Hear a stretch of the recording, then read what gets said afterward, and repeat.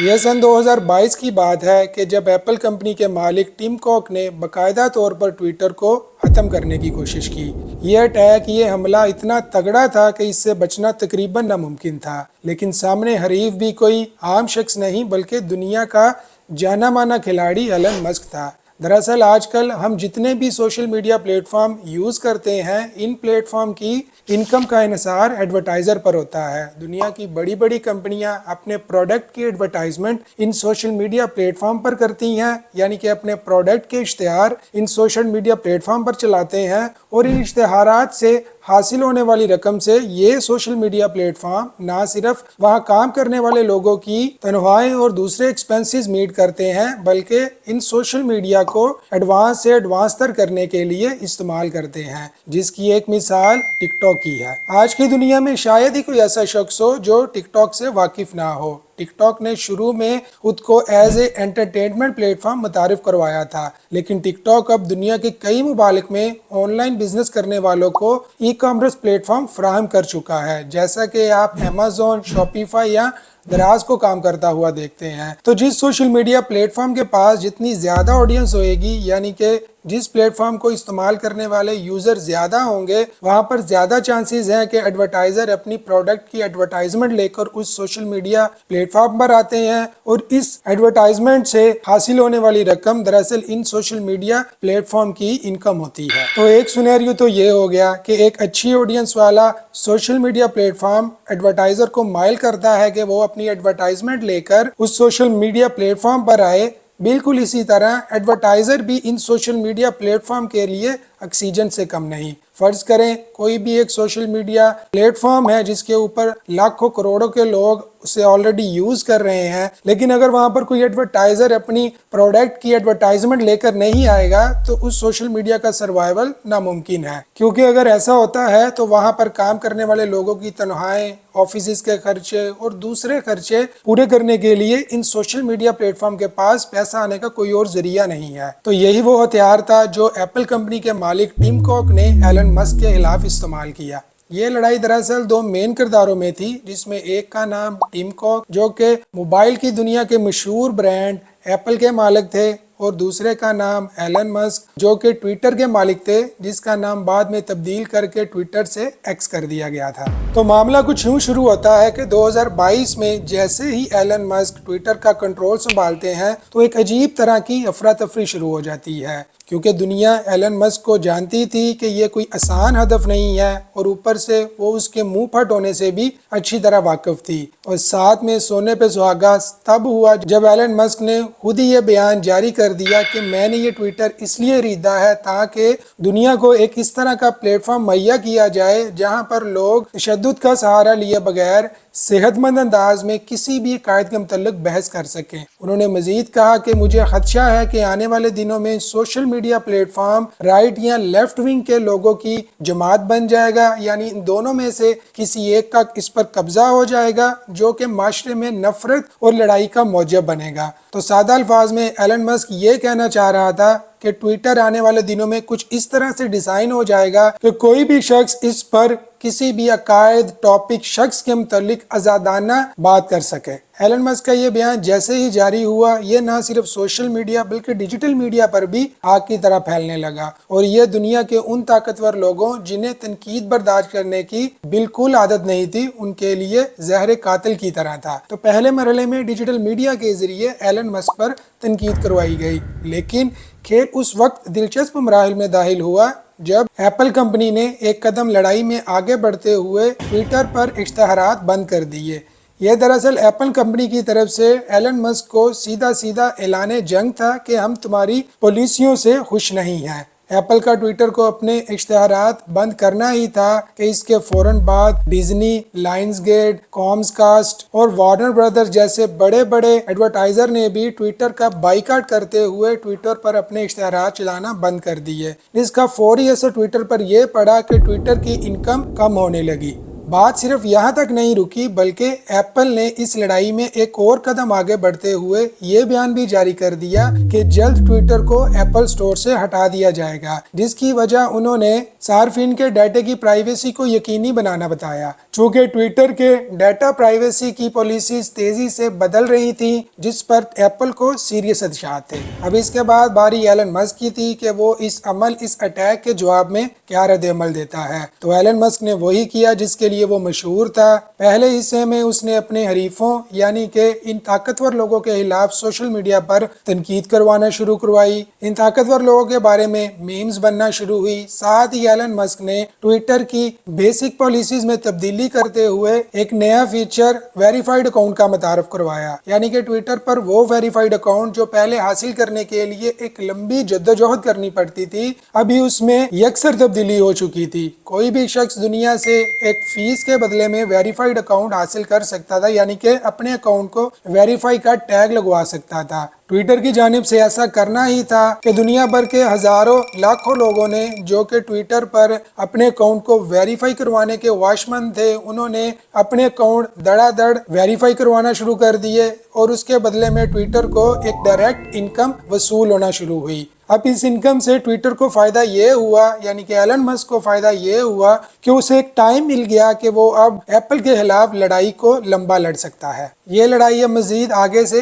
آگے ہی بڑھ رہی تھی۔ دونوں مخالفین کے پیروکار چاہنے والے ایک دوسرے پر لفظی گولہ باری تنقید کر رہے تھے اور الزامات لگا رہے تھے۔ ایلن مسک کے چاہنے والے مخالفین پر الزامات لگوا رہے تھے کہ وہ طاقتور ہونے کی وجہ سے ڈیجیٹل میڈیا کو کنٹرول کرتے ہوئے ایلن مسک پر تنقید کر رہے ہیں، اور دوسری طرف ایلن مسک کے ناقدین اس بات پر زور دے رہے تھے اور ایلن مسک پر الزام لگا رہے تھے کہ ایلن مسک اپنے سوشل میڈیا پلیٹ فارم کو یوز کرتے ہوئے منظم طریقے سے مخالفین پر تنقید کروا رہا ہے۔ لیکن اس کے جواب میں ایلن مسک رد عمل کچھ اس طرح سے دیتا تھا کہ جو اس نے سٹارٹ میں کہا تھا کہ یہ آنے والے دنوں میں کچھ اس طرح کا سوشل میڈیا پلیٹ فارم ہوئے گا جہاں پر لوگ آزادی سے اپنی رائے کا استعمال کر سکیں گے۔ چونکہ ایلن مسک کا بیانیہ زیادہ تگڑا تھا، عام لوگوں کے زیادہ قریب تھا، تو عام لوگ آہستہ آہستہ ایلن مسک کے بیانیے کے ساتھ جا کر کھڑا ہونا شروع ہو گئے۔ اس جاری لڑائی کا اصل مدعا یہ تھا کہ ایلن مسک یہ چاہتے تھے کہ صارفین کے مواد یعنی کہ ڈیٹے پر پابندیاں کم سے کم ہوں،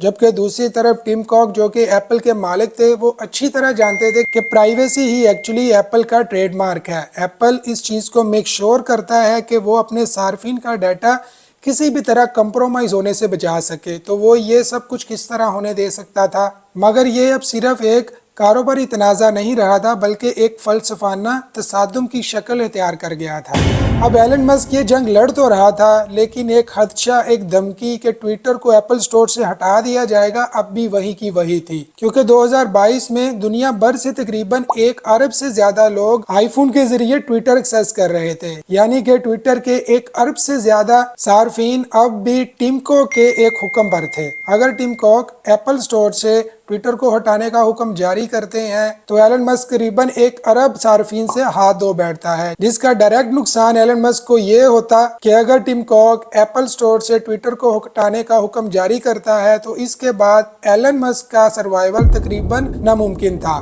کیونکہ ایلن مسک اچھی طرح جانتا تھا کہ ان 1 ارب صارفین میں ایک بڑی تعداد ان لوگوں کی بھی ہے جنہوں نے ابھی ریسنٹ ہی اپنے اکاؤنٹ فیس کے اگینسٹ ویریفائڈ کروائے تھے۔ تو اس کا جو ڈائریکٹ اثر ٹویٹر کی آمدنی پر آنے والا تھا وہ یہ تھا کہ اس کی آمدنی ڈائریکٹ سورس سے جو وہ جنریٹ کرنا شروع کر چکا تھا وہ بھی ختم ہونے والی تھی، اور ٹویٹر کی آمدنی کا دوسرا ذریعہ یعنی کہ ایڈورٹائزمنٹ، تو ایڈورٹائزر تو پہلے ہی ٹویٹر کا بائیکاٹ کر چکے تھے، تو ایلن مسک یہ جنگ ہارنے کے بہت قریب تھا۔ لیکن ایپل سٹور سے ٹویٹر کو ہٹانے کا حکم ٹم کوک کے لیے بھی اتنا آسان نہیں تھا، کیونکہ بڑی چلاکی اور ہوشیاری سے ایلن مسک اس تنازع کو عوامی سطح پر لے آیا تھا۔ پے در پہ ایپل کی جانب سے ایلن مسک پر حملوں کے بعد اب باری تھی ایلن مسک کے دوسرے حملے کی، تو ایلن مسک نے بالکل اسی جگہ، بالکل صحیح سمت اور درست جگہ پر اٹیک کیا جہاں پر یہ بہت مؤثر ہونے والا تھا۔ ایلن مسک نے دراصل اٹیک ایپل کے فائنینشیل سسٹم پر کیا۔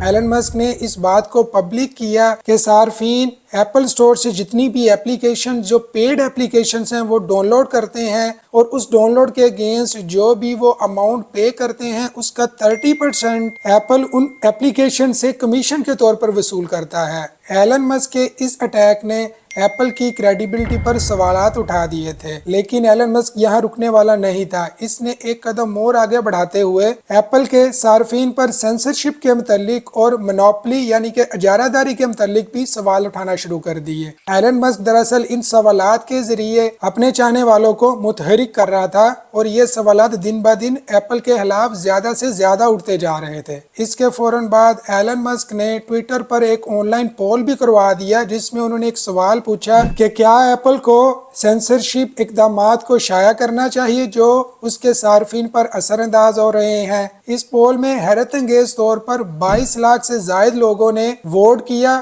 جو کہ 84% سے بھی زیادہ ایلن مسک کے حق میں تھے۔ ایلن مسک کی پوزیشن چونکہ دن بہ دن بہتر سے بہتر ہوتی جا رہی تھی تو اس نے اس جنگ میں ایک قدم اور آگے بڑھاتے ہوئے یہ اعلان بھی کر دیا کہ اگر ایپل ٹویٹر کو ایپل اسٹور سے ہٹا دیتا ہے تو وہ بہت جلد ایپل کے مقابلے میں ایک موبائل نہ صرف لانچ کرے گا بلکہ اسے لے کر مارکیٹ میں بھی آئے گا۔ ایلن نے اب تک اس کاروباری تنازع کو ایک تحریک میں بدل دیا تھا اور ایلن کے اس پریشر نے ایپل کو باور کروا دیا تھا کہ اس کا مقابلہ کس کے ساتھ ہے۔ سوشل میڈیا پر بہت زیادہ ہائپ کے بعد اب تک اس میں سیاستدان بھی کود چکے تھے اور وہ ایلن مسک کی طرف سے ایپل پر لگائے گئے الزامات جس میں ڈیٹا کی پرائیویسی، سینسرشپ کے متعلق الزامات اور ان کی شفاف تحقیقات کا مطالبہ کرنا شروع ہو گئے تھے۔ تو چونکہ اب تک یہ ایک ہاٹ ٹاپک بن چکا تھا تو ڈیجیٹل میڈیا نے بھی اس تنازع کو ایک اچھی خاصی کوریج دینا شروع کر دی۔ ایلن مسک کی جانب سے لگاتار تنقید اور اٹیک کے بعد اب ایپل ڈیفینسنگ موڈ میں جا چکا تھا اور لوگوں کی طرف سے ایپل پر بڑھتی ہوئی تنقید اب اس کے کاروبار پر، اس کی سیل پر بھی اثر انداز ہونا شروع ہو گئی تھی۔ پھر وہی ہوا جو کسی بھی لڑائی کے بعد ہوتا ہے۔ 30 نومبر 2022 کو ایلن مسک ایپل کے ہیڈ کوارٹر ٹیم کوک سے ایک میٹنگ کرتے ہیں اور اس میٹنگ کے بعد یہ وضاحت جاری کی جاتی ہے کہ ٹویٹر کو ایپل اسٹور سے نہیں ہٹایا جا رہا۔ اس کے بعد ایپل ٹویٹر کو دوبارہ سے اشتہار دینا شروع کر دیتا ہے اور وہ تمام برانڈ جو کہ آلریڈی ٹویٹر کا بائیکاٹ کر کے اس کو اشتہار دینا بند کر چکے تھے وہ تمام کے تمام بھی ٹویٹر پر واپس آ جاتے ہیں۔ آسان لفظوں میں ایلن مسک یہ جنگ جیت چکا تھا۔ اس جنگ کے دوران ایلن مسک نے جو ایک مین چیز، جو ایک میجر گروتھ حاصل کی وہ اس کے صارفین کی تعداد میں اضافہ تھا۔ ٹویٹر جس کا کہ موجودہ نام ایکس ہے، اگر میں آپ کو اس کے صارفین کی تعداد کے بارے میں بتاؤں تو 2022 میں اس کی تعداد تقریباً 238 ملین تھی جو کہ 2024 میں 570 ملین سے بھی تجاوز کر گئی ہے۔ دوسرے سوشل میڈیا پلیٹ فارم جیسا کہ انسٹاگرام، فیس بک، ان کے برعکس دنیا کے کاروباری حضرات، سیاستدان، فیصلہ کرنے والے لوگ ٹویٹر پر ڈے ٹو ڈے فعال ہوتے ہیں۔